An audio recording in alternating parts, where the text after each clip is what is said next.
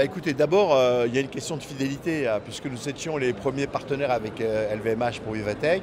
On est les premiers partenaires aussi avec LVMH pour le Salon du Handicap. Et donc voilà, on aime bien travailler, nous, avec des partenaires avec lesquels on s'entend bien, avec lesquels on porte des projets.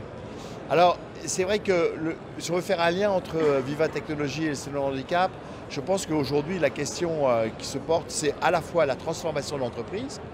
Elle passe par les technologies. Elle passe aussi par une valeur ajoutée humaine complémentaire qui intègre le beau, l'émotion, parce que c'est ça qui fera la différence. Et au fond, le lien avec le handicap, c'est l'ouverture à la différence. Je repars de la phrase de la citation du président de Microsoft à Vivatech l'année dernière. Pas d'innovation technologique sans innovation sociale.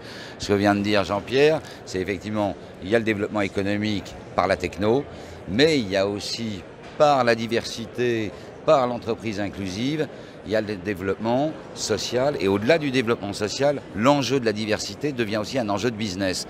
Pourquoi? Parce que ce soit dans les clauses sociales des appels d'offres, que ce soit les nouvelles générations qui demandent de plus en plus, mais qu'est-ce que vous faites pour l'inclusion? Qu'est-ce que vous faites pour la diversité? Qu'est-ce que vous faites pour les transgenres? Qu'est-ce que vous faites pour les gamins qui n'ont pas de diplôme? Qu'est-ce que vous faites pour le handicap?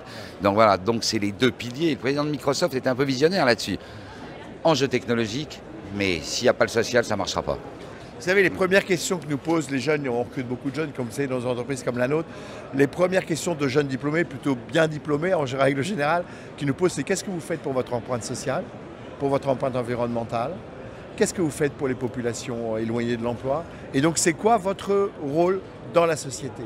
Et moi, ça, si vous voulez, c'est pas quelque chose que je gère à part de la gestion du business, de la profitabilité. C'est tout ensemble.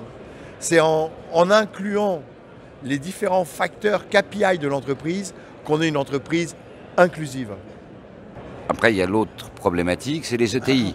Parce que les grands groupes intègrent de plus en plus le handicap et la diversité, mais les ETI, les PME, PMI, c'est pas simple aussi. Donc sur le salon du handicap, on a ça, on a la plus grande place de marché de la sous-traitance. N'oublions pas que des milliers de travailleurs handicapés bossent dans la sous-traitance aussi. Donc c'est peut-être un peu coercitif parce que c'est la loi, hein, mais est-ce que la discrimination positive n'est pas une bonne chose en France? Peut-être. Oui, on peut se poser cette question-là. Moi, je pense en tout cas, venez tous au Salon du Handicap. C'est un très beau salon. Il a maintenant 4 ans, non? 4 ans. Ouais. 4 ans. Je pense que c'est effectivement un lieu d'échange, de rencontre. On y voit effectivement ce que font les entreprises au travers de leur achat responsable, au travers de leur politique d'inclusion du handicap. Ça ouvre aussi les chakras, j'allais dire, sur ces sujets-là. Nous, on invite beaucoup de collaborateurs à venir au Salon du Handicap pour justement voir ce qui se fait dans les autres entreprises. On invite aussi les personnes, bien sûr, en situation de handicap que nous avons dans l'entreprise. Voilà, donc venez tous au Salon du Handicap participer à cet effort majeur, je crois, d'inclusion pour le bien commun.